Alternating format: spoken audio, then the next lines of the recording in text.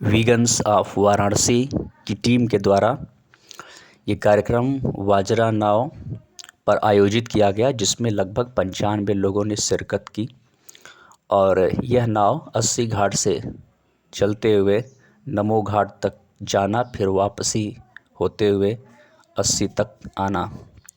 फिर इसमें पशु क्रूरता के कारण हो रहे प्राकृतिक विनाश के बारे में लोगों को अवगत कराना, जागरूक करना और प्रकृति और पर्यावरण के रक्षा के लिए उचित कदम को उठाने की अपील भी करना।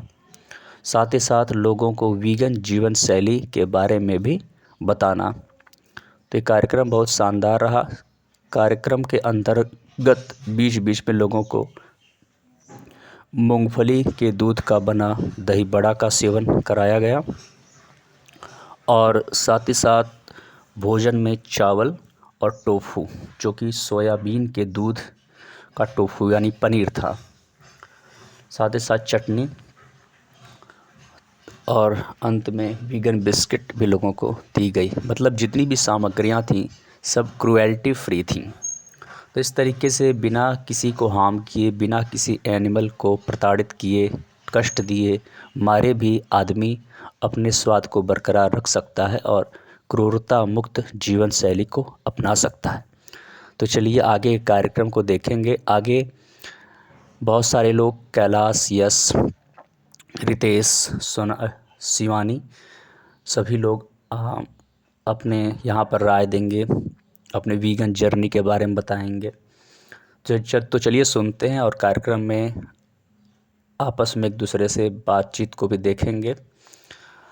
कुछ लोगों के प्रश्नों के समाधान को भी देखेंगे, उनकी जिज्ञासाओं के समाधान को भी देखेंगे। तो चलिए शुरू करते हैं और साथ ही साथ आप लोग नौका विहार का हमारे साथ आनंद भी लीजिए।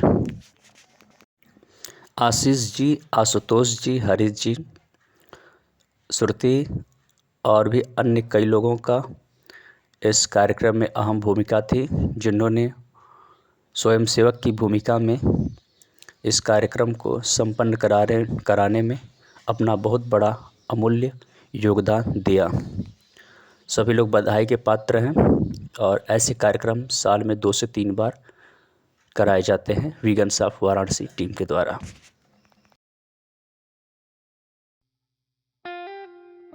ऑन करवा दीजिए पूरा। अच्छा, गाड़ी है भी हो। जैसा कि हमने देखा अभी इस वीडियो में कि क्या हुआ।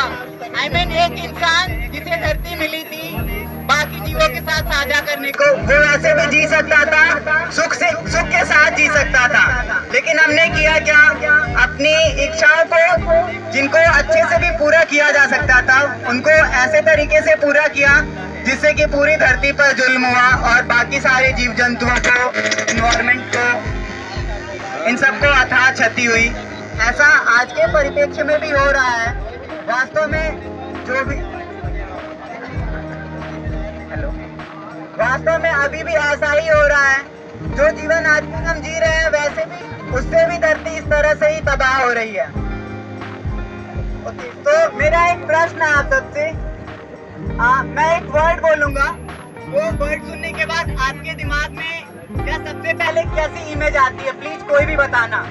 चिकन, ये सुन के आपको क्या लगा? आपको एक चीज दिखा या आपको प्लेट में सजा हुआ कुछ खाना दिखा? एनीवन? ये सुन के, चिकन सुन के आपको कोई जीव दिखा जो हमारी आपकी तरह जीता जागता है, या प्लेट में सजी हुई कोई डिश दिखी? हाँ, ठीक है। मेजॉरिटी लोगों के साथ ऐसा ही है, क्योंकि मतलब चिकन सुनते ही हमें लगता है कि वो जीव है ही नहीं, वो तो एक कमोडिटी है, एक उत्पाद है जो हमारी भोक्ता वस्तु है। तो एक मुर्गा जिसकी नेचुरल जिंदगी, जिसकी प्राकृतिक जिंदगी 6 से 7 साल तक की हो सकती है, उसे जबरदस्ती खिला के 45 दिनों में इतना बड़ा कर दिया जाता है, 1 से 1.5 किलो का, जो कि वो पूरे 1 से 1.5 साल में होता है, और हम उसे खिला के 45 दिनों में इतना बड़ा कर देते हैं।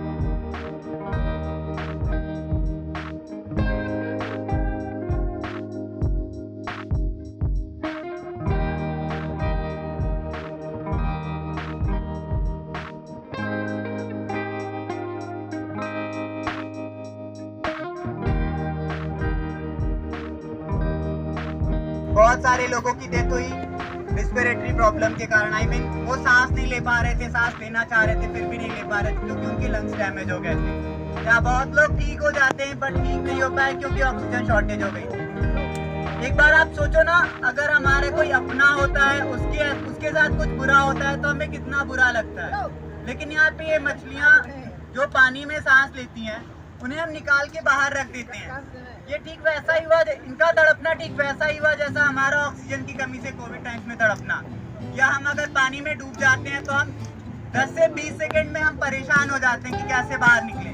लेकिन हम करते क्या है, अराउंड 2.5 से 3 ट्रिलियन वाटर एनिमल्स के साथ, एक्वेटिक एनिमल्स के साथ उनको ऐसे इतने पेनफुल दे देते हैं।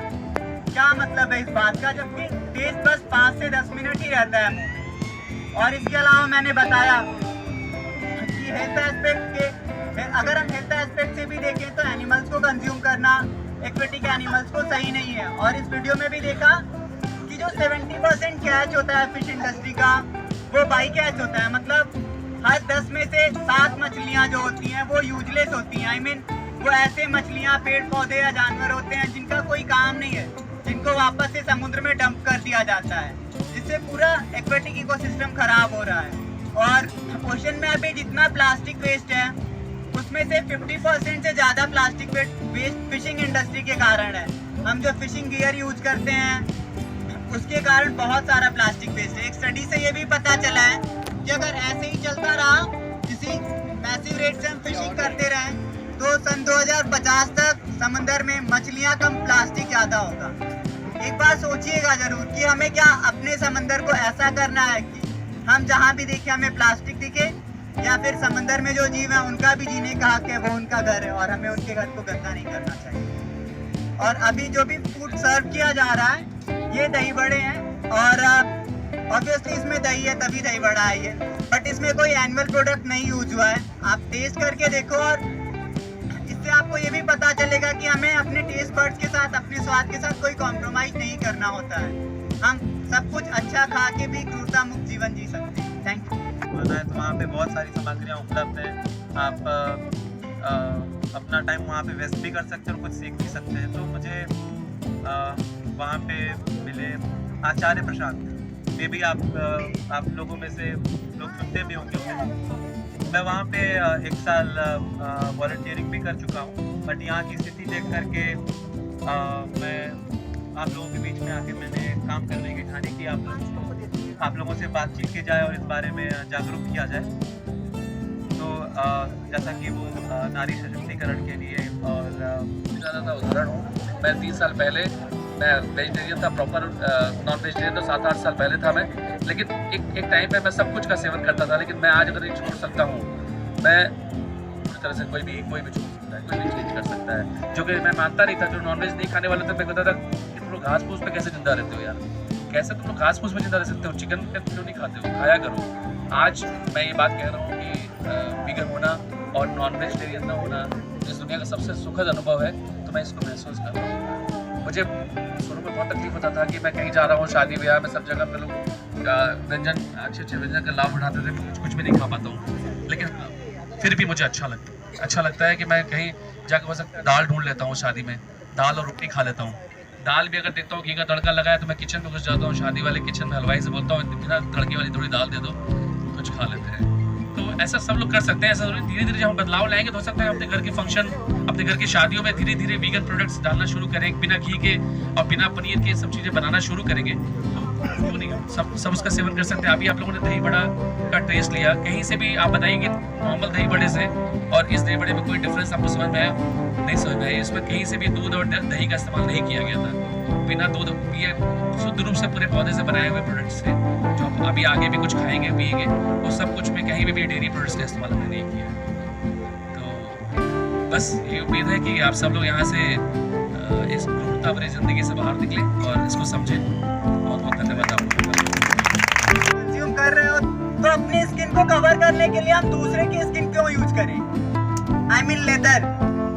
आप खुद से सोचो, अगर कोई जानवर है, कोई मरा पड़ा है तो उसको अगर 2 दिन बाद देखें तो बॉडी सड़ने लगेगी, डिस्गस्ट वाली फीलिंग आएगी। लेकिन हम उन चीजों को कपड़ों के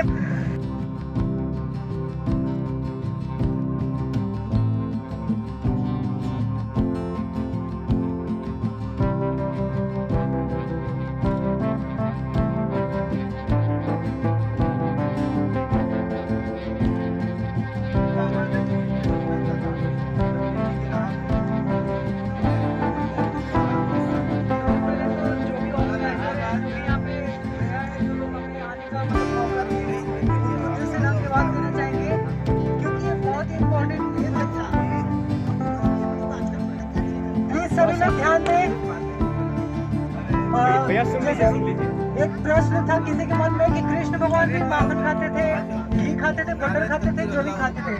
तो यहाँ पे जैसा कि वीडियो में जो उस समय दूध आता था, जैसे कि मैंने भागवत पुराण ही पढ़ा है, दूसरा मैंने जब पढ़ा कि जब कृष्ण भगवान गायों के पास जाते थे तो उनके अंदर इतना प्रेम रहता था, इतना अच्छे से वहाँ पे पालन पोषण किया जाता था गायों का, कि गाय देखकर इतना खुश हो जाती थी कि वो सब खुशी से दूध देने के लिए रेडी हो जाती थी।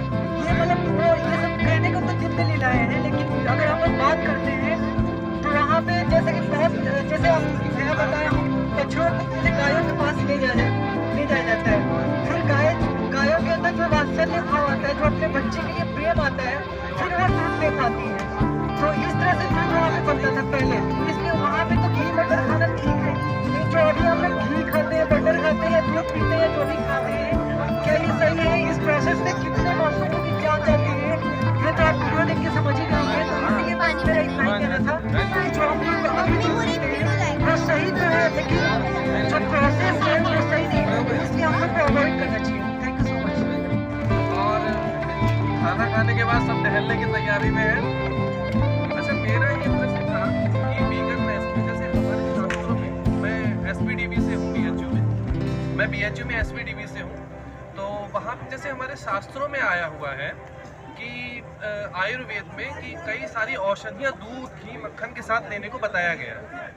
तब उस विषय में क्या विकल्प हो सकता है और वीगननेस उस विषय में क्या कहती है, मैं ये जानना चाहता हूँ। फिर वही बात आएगी कि आयुर्वेद ग्रंथ एज अ ग्रंथ जब लिखा गया था, तो वो जिस समय पे लिखा गया था, हम वही बात कर रहे हैं कि हम सात्विक दूध की जो बात करते हैं कि जब जो चीज अवेलेबल, अभी हम फिर बताएं कि लगभग 80% से ज्यादा भारत भैंस का दूध पी रहा है, और जो 20% गाय का दूध पी भी रहे हैं, वो भी आप जानते हैं कि जर्सी और एचएफ ब्रीड का कितना है, देसी का कितना है, नॉट अवेलेबल, आपके पास है ही नहीं। पहली बात, जो ब्रीड मौजूद है वो भी छेड़छाड़ की हुई है, देसी पे भी जाएंगे तब भी। सीधा पहला आंसर तो ये है कि आप 1% चांस फिर केवल बात ही कर रहे हैं, पहली बात। दूसरी बात ये कि हम वो बात जो 1% की अभी कर पा रहे हैं, वो उतने 1000 साल पहले की बात थी जब वो सही मान सकते थे। सिंपल सादा आंसर है। अच्छी चीज को भी बुरे समय पे इस्तेमाल करना फिर वो जरूरी नहीं कि आप कर पाए, और कर पाए तो उतना ही काम करें। मैं आयुर्वेद के साथ हूँ, 100% विद आयुर्वेद, और जो हमारी पुरानी चीजें थी, जो सनातन की पुरानी चीजें थी, उसके साथ 100% हो के भी हम आज के समय पे वीगन हो सकते हैं। सिंपल सादा यही आंसर है भाई। इस पे और डिटेल में हम आपसे पर्सनली बात करेंगे, किसी को और पूछना। और जो लोग ये प्रश्न उठा रहे हैं कि ये नहीं है, वो नहीं है, कि आप लोगों ने बहुमूल्य समय निकाल करके यहाँ बता रहे हैं, हम लोगों की अच्छी बात है, क्योंकि हम लोग बहुत सालों से एक्टिविज्म कर रहे हैं, नज़दीक से बेवकूफ़ होता है आप लोगों तक अपनी आवाज़ पहुँचाने का। मेरा नाम करुणेश पांडे है, मैं पड़ोसी जिला चंदौली का रहने वाला हूँ। यहाँ पर कैलाश जी से मिलने के बाद से अपने एक्टिविज्म में तेज़ी लाया। तो मैं 2021 के दिसंबर से शायद मैं वीगन हूँ, करीब 2 साल हो जाएगा दिसंबर में, जो 1 महीने बाद में पहुँचने वाले वाला है। तो बचपन से करीब 6 साल की अवस्था से ही मैंने, सही कहा जाए तो मैं बाल एक्टिविस्ट रहा हूँ। 6 साल की अवस्था से मैंने अपने पिताजी का मांस खाना छुड़वाया था, और तो ये जो एक्टिविज्म की जो बात है वो मेरे बचपन से चलती आ रही है। और दूसरी बात ये है कि जब ये काम हम लोग का बढ़ता गया, क्योंकि जब भी मैं अपने कॉलेज विद्यालय जाता था, तो जब भी मैं देखता था कि वहाँ के जो पोल्ट्री फार्म है, जो दुकानें हैं मीट की, वहाँ की क्रूरता देख करके मैं अपनी पढ़ाई पर फोकस नहीं कर पाया करता था। कभी कभी ये आलम हुआ करता था कि मैं कई रात जगा रहता था, मुझे नींद नहीं आया करती थी। हमेशा कोई तरीका ढूंढता था कि कैसे इन पर हो रही क्रूरता को खत्म किया जाए। तो फिर जब हमने सारे तरीके अपना लिए, तो फिर जब मुझे वीगन्स लोगों से मुलाकातें हुई, तो मुझे पता चला कि क्रूरता सिर्फ मांस खाने में नहीं है, क्रूरता पशु के पदार्थ को लेने में भी होती है। क्योंकि हम लोगों को अंदर की बातें नहीं पता थी, तो मैंने पाया कि दूध, शहद, इन सब चीज़ों में भी क्रूरता होती है। पहले से ही चमड़ा का प्रयोग न करना, मुझे पता था कि चमड़े से लेकर के हर चीज में, मांस में, अंडे में, सब में क्रूरता है। बट 3 साल पहले तक मुझे पता ही नहीं था कि शहद में और दूध के उत्पादन में भी क्रूरता होती है। तो फिर मैंने वहाँ पर रिसर्च किया, खोजा, फिर डिसाइड किया कि नहीं, ये सब अब डिसकंटिन्यू करना पड़ेगा। तो फिर मैंने वहाँ से उसको बंद कर दिया। तो बस मैं इतना ही बताना चाहूँगा कि अभी 3 महीने पहले मैंने अपने संस्था रजिस्ट्रेशन करवाया हुआ है और मैं अपने नज़दीकी विद्यालय में जा करके एक्टिविज्म और वहाँ पर बच्चों को सेमिनार देता हूँ। तो मैं अपनी संस्था के साथ मिलकर के हर हफ्ते में करीब 16 लोगों को शाकाहारी बनाता हूँ। तो अगर ऐसे देखा जाए तो 64 लोग पर मंथ में बदलते हैं और करीब 800 के अप्रॉक्स 800 लोगों को मैं हर साल में शाकाहारी बनाता हूँ। धन्यवाद। मैं चाहूँगा कि शिवानी जी आए और अपना परिचय दें।